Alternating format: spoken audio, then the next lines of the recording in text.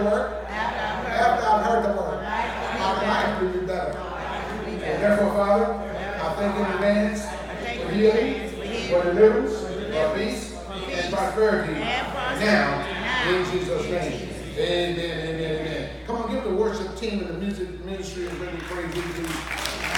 Come on over here, man. Give the praise and praise. Amen. Amen. Thank you guys so much. Amen. We said Mark chapter 6, verses 35 through 37. This is a sermon that we've done before, and I was praying over the week and said, Lord, what I need to do. And he said, I want to talk about God's system, the kingdom system. I said, well, we already did that one. He said, but that's all right. There's a new stuff you want to say. There's the things that God wants to say. He said, sermons is like good books. You know, when you read a good book, that you always want to go back and read it again. That's a good book, amen. A good song is a good song you want to sing over and over again, amen. Because you're trying to, several things in a song, some songs move you emotionally.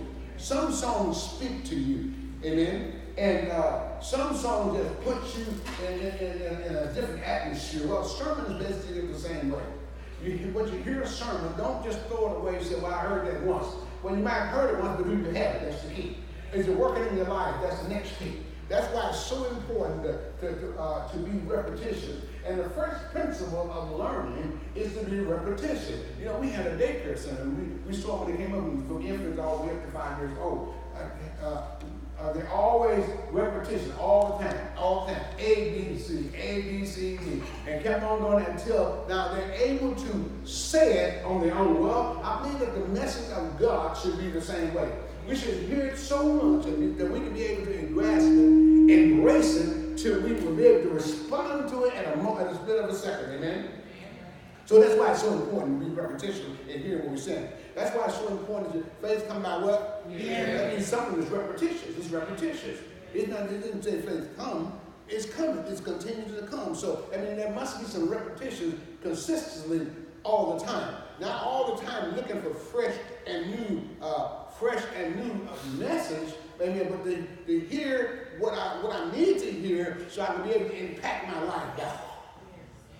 That's why we have different services, Bible classes, we have midweek services and stuff like that. All of this is to enhance your learning far as Christian living, at least here it's Christian in the church. Amen. So it's important that we hear what you hear me say, the next person will say the same thing, the next person will get up and say the same thing. We're all going to be saying the same thing. We're not going to be saying anything different. We may say it in a different way, or we may present it in a different way, but guess what? It's still all the same. You need to talk to me this morning. It's still all the same. Because God is doing something special in this house that he's not doing in the house across the street or the house down the street. It's something special that God is doing in this house. And what God is doing, he's in this house, is to lift your faith to a whole nother level and a whole nother way of thinking and a whole nother way of living. Say amen. Amen. So let's read the text, and since I got that off. It says, by this time, I'm reading from the NIV, it says, by this time, it was late in the day. So his disciples came to him. This is a remote place, they said. And it's already very late. Send the people away so that they may come and go to the surrounding countryside and villages to buy themselves to eat. But he answered, you give them something to eat. And it said to him, that would take more than half a year's wages. And we to go and to spend that much on bread and give it to them? That was the question they asked. Do you want us to go out and spend all of our money we got to try to feed this crowd? That's what they were saying, the question. The reason why the question came up because he asked them to give them something that they had. Amen. Sometimes it's all right to get involved in something, but when something is required of you, when your time is required of you, when your substance is required of you, now you want to question. And this enough? Do we have enough of this? Do we have enough people to do this? Do we have enough people to do that? Well, the Bible says all things are possible to him that believes. Amen. Amen. So whatever he tells you to do, you have to do it. Even at the wedding supper, when Jesus went to the wedding and they ran out of wine, and the first thing Mary said, Jesus, they out of wine.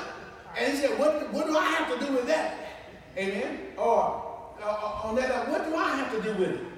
He knew that, he said, shall I do anything before my time? But she knew how to violate that and get him to obey, to cause wine to come to be able to meet the need of that wedding.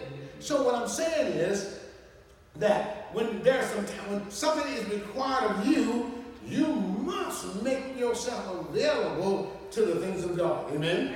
Especially when God's hand is upon you, when you're moving in the things of God, when you want to have a deep walk with God, then you make yourself available to God. But when you don't make yourself available to God, it's simply because you're not willing to give up yourself or to give up your substance to God.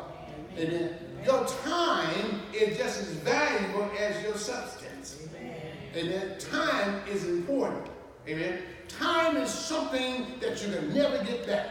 Once you go out, you can never get time back. Amen. Time waits for no one. Amen.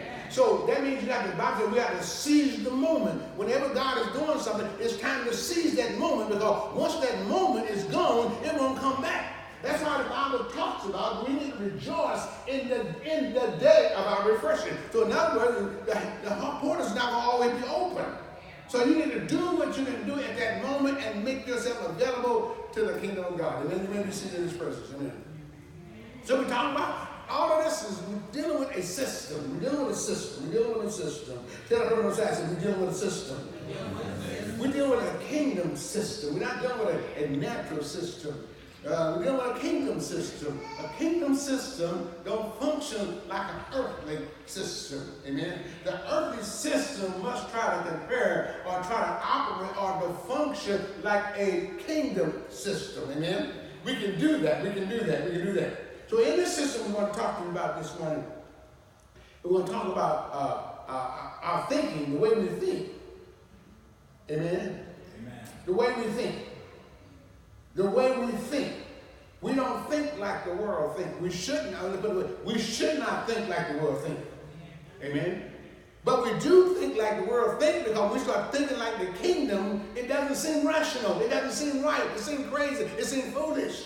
When you're operating from the kingdom system, amen? I love what the Bible said. God said he takes the foolish things of this world to confound the wise. Amen? So that's how God operates. He does things that does not seem rational, but it's more rational spiritually than it is naturally.